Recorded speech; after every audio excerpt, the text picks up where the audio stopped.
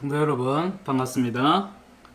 오늘은 큐티의 3, 네 번째 시간 성경을 어떻게 관찰을 해야 되는가에 대해서 좀 살펴보도록 하겠습니다. 먼저 들어가기 전에 한 가지 암송 말씀을 나눴으면 좋겠습니다. 큐티하는 데 있어서 가장 좋은 교훈을 담고 있는 그런 말씀이 아닌가 싶은데요. 잠언 2장 4절부터 5절까지의 말씀, 은을 구하는 것 같이 그것을 구하며 감추어진 보배를 찾는 것 같이 그것을 찾으면 여호와 경외하기를 깨달으며 하나님을 알게 되리니. 말씀을 깊이 연구하다 보면 하나님을 경외하는 것과 하나님을 알게 된다, 그런 말씀이죠. 이 말씀 우리가 서로 함송했으면 좋겠습니다. 자, 그러면 성경을 어떻게 연구할 것인가? 가장 중요한 것은 저번에 말씀드린 바와 같이 중심 단어가 무엇인지를 찾는 것이죠. 중심 단어 중에서 가장 찾기 쉬운 방법은 반복해서 사용되는 단어가 있는가를 찾는 것입니다. 반복된다는 것은 중요하다는 것을 이야기하는 것이겠죠. 그래서 본문에서 만약에 그 단어가 빠질 경우에는 이 말씀을 이해할 수도 없고 그 구절이 있을 필요도 없고 의미가 무색해지는 그런 중요한 단어들을 찾는 것입니다. 이 중심 단어에는 중심 주제와 굉장히 큰 연관이 있기 때문에 굉장히 잘 찾아야 하는 것이죠. 이 중심 단어라고 하는 것이 뭐 사람의 이름이나 대상이 될 수도 있고 아니면 어떤 가치에 대해서 이야기할 수도 있는 것인데, 어쨌든 그 인물이나 그 가치가 이 본문의 중심 주제가 된다라는 것을 생각을 해야 되겠습니다. 그러니까 우리가 본문을 여러 차례 읽어야 하는 이유가 바로 여기에 있는 것이죠. 중심 단어, 반복되고 있는 단어가 무엇인지를 찾는 것입니다. 그 다음에 표시하기입니다. 나만의 방법을 찾아서 이제 결정해서 표시를 하는 거죠. 예를 들어서 하나님은 네모를 치고 예수님은 십자가 모양으로, 성령님은 동그라미를 친다는 등 한눈에 보기 쉽고 정리하기에도 용이하게 하기 위해서 이렇게 표시를 하는 것도 좋겠습니다. 색깔을 맞추는 것도 굉장히 좋은 방법이죠. 예를 들어서 이 성경을 보시면 잘 보이지 않겠지만 이제 색깔로 줄을 그어 놓고 그 색깔과 동일한 글자 색으로 글씨를 썼습니다.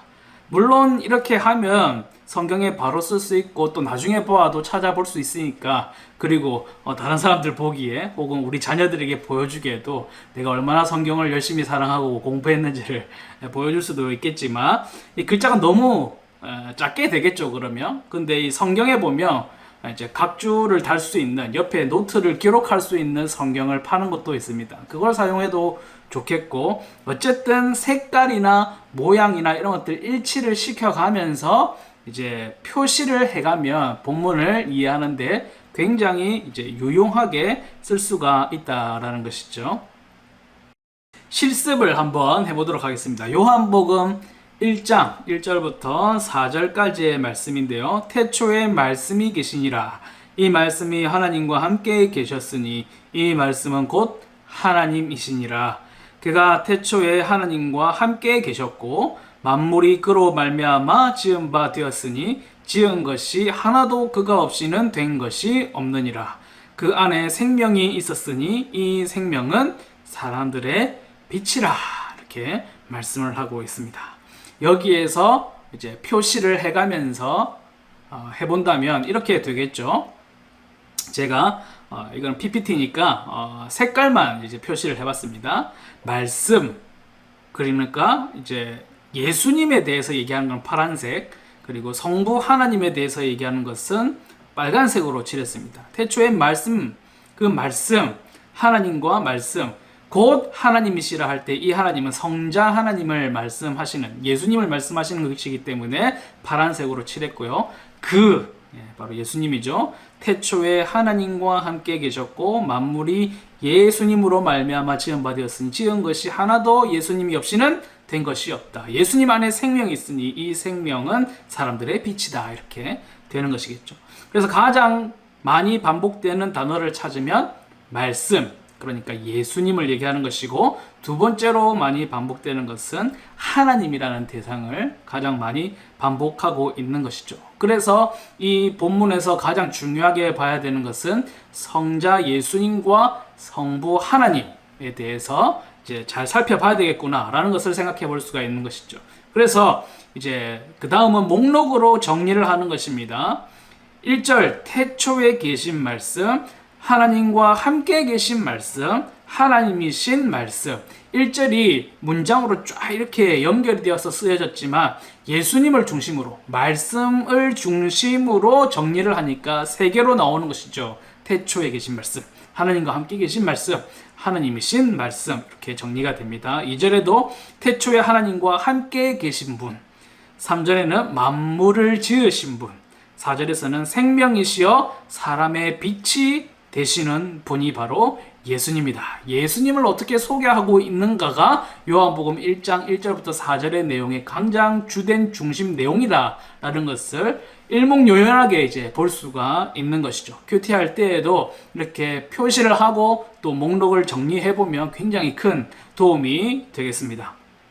정확하게 본문을 관찰하는 것에 큰 도움이 되고 묵상을 하는 데에도 탄탄한 기초를 제공해 주게 되겠죠. 그냥 문장으로 쭉 되어 있는 성경을 계속해서 묵상하는 것보다는 정리해서 무슨 이야기를 하고 계시는지 확실하게 탄탄한 기초를 쌓은 다음에 묵상을 하는 것에 큰 도움이 되겠다. 요한복음 1장 19절과 27절까지의 말씀을 가지고도 한번 간단하게 실습을 해보도록 하겠습니다. 19절 유대인들이 예루살렘에서 제사장들과 레위인들을 요한에게 보내어 내가 누구냐 물을 때에 요한의 증언이 이러하니라. 제가 파란색으로 표시해 둔 것은 요한이죠. 그리고 20절 봅니다. 요한이 드러내어 말하고 숨기지 아니하니 드러내어 하는 말이 나는 그리스도가 아니라 한데, 그리스도 예수님에 대해서는 빨간색으로 표시했습니다. 제가 또 묻되 그러면 누구냐? 내가 엘리야냐? 이르되 나는 아니라. 또 묻되 내가 그 선지자냐? 대답하되 아니라. 또 말하되 누구냐? 우리를 보낸 이들에게 대답하게 하라. 너는 내게 대하여 무엇이라 하느냐? 이르되 나는 선지자 이사야의 말같이 주의 길을 곧게 하라고 광야에서 외치는 자의 소리로라 하니라. 그들은 바리새인들이 보낸 자라. 또 물어 이르되 내가 만일 그리스도도 아니요 엘리야도 아니요 그 선지자도 아닐진데 어찌하여 세례를 베푸느냐? 요한이 대답하되 나는 물로 세례를 베풀거니와 너희 가운데 너희가 알지 못하는 한 사람이 섰으니 곧 내 뒤에 오시는 그라. 나는 그의 신발끈을 풀기도 감당하지 못하겠노라 하더라. 이렇게 요한과 예수님을 색깔로 표시를 해서 보니까 요한이 얼마나 예수님과 자신이 다른 존재라는 것, 나는 그리스도가 아니라는 것, 나는 어떤 대단한 사람이 아니라 나의 뒤에 오시는 한 사람, 예수님을 기다리게 하는, 주의 길을 곧게 하고 광야에 외치는 소리로서 준비하는 사람이라는 것을 아주 명확하게 대비해서 얘기하고 있다는 것을 자세하게 볼 수가 있는 것이죠. 그래서 또 목록을 정리해 봅니다. 19절에 내가 누구냐라고 신문 받는 세례 요한의 모습, 20절은 나는 그리스도가 아니라고 답한 요한, 21절에는 엘리야나 선지자가 아니라고 답한 요한, 23절에는 이사야의 말과 같이 주의 길을 곧게 하며 광야에서 외치는 자의 소리일 뿐이다 라고 답한 요한, 26절부터 27절까지는 내 뒤에 오시는 예수님을 말한 요한, 예수님의 신발끈을 풀기도 감당치 못할 자신이라고 답한 요한이라는 것을 우리가 볼 수 있습니다. 자, 그러면 이 두 대상이 가장 중요하고 반복되고 주된 단어라는 것을 알 수 있는데, 그러면 세례 요한은 누구이며 예수님은 누구인가 하는 것이 이 본문 안에 가장 중요한 주제가 되겠구나. 세례 요한은 누구입니까? 예수님의 길을 곧게 하는 자, 광야에서 외치는 자, 예수님의 신발끈을 풀게도 감당치 못할 정도로 예수님에 비해서는 굉장히 낮은 자로 표현이 되고, 예수님은 그리스도, 주, 뒤에 오시는 자, 이렇게 이제 대비돼서 표현이 되고 있다라는 것을 우리가 일목요연하게 볼 수가 있게 되는 것이죠. 자, 그 다음으로 우리가 표시하기도 하고 목록으로 정리하기도 하고 하면서 해봤지만, 또 중요한 것은 육하 원칙, 저번에도 말씀드렸지만 언제, 어디서, 누가, 무엇을, 어떻게, 왜 라는 질문을 가지고 본문을 살피는 것도 큰 도움이 되겠습니다. 물론 반복되는 단어가 없는 본문이 있을 수도 있고, 중요한 단어가 따로 막 있는 것 같지 않은 본문이 있을 수도 있고, 육하 원칙으로 잘 살펴지는 본문도 있기도 하겠지만 또 그렇지 않은 본문이 있을 수도 있습니다. 그러니까 우리가 정리하는 데 있어서 이것저것 좋은 방법들을 한번 살펴보자라는 것이죠. 이제 육하 원칙입니다. 실습을 바로 들어가 보겠습니다. 요한복음 2장 1절부터 11절까지 말씀인데 제가 색깔을 조금 맞춰 봤습니다. 언제입니까? 사흘째 되던 날. 어디서입니까? 갈릴리 가나 홀레가 있어서 누구? 예수의 어머니도 거기 계시고, 또 누구요? 예수. 또 누구? 그 제자들도 홀레의 청함을 받았다. 그러면 무엇을 했느냐? 포도주가 떨어졌다. 이제 포도주를 채우는 일을 하는 거죠. 무엇에 해당되는 것이죠. 그래서 예수의 어머니가 예수에게 이르되 저들에게 포도주가 없다 하니 예수께서 이르시되 여자여 나와 무슨 상관이 있나이까? 내 때가 아직 이르지 아니하였나이다. 그의 어머니가 또 누가가 나오죠. 하인들에게 이르되 너희에게 무슨 말씀을 하시든지 그대로 하라 하니라. 거기에 유대인의 정결 예식에 따라 2-3통을 드는 돌 항아리 6이 놓였는지라. 예수께서 그들에게 이르시되 항아리에 물을 채우라 하신즉. 이게 어떻게 하는 거죠? 어떻게 했느냐? 물을 채우라. 어떻게 하셨다고요? 말씀하신 거죠. 하셨다. 말을 하셨습니다. 아기까지 채웠어요. 그래서 이제는 떠서 누구에게, 또 누가 나오죠? 연회의 장에게 갖다 주라. 뭐 하셨다고요? 하심에.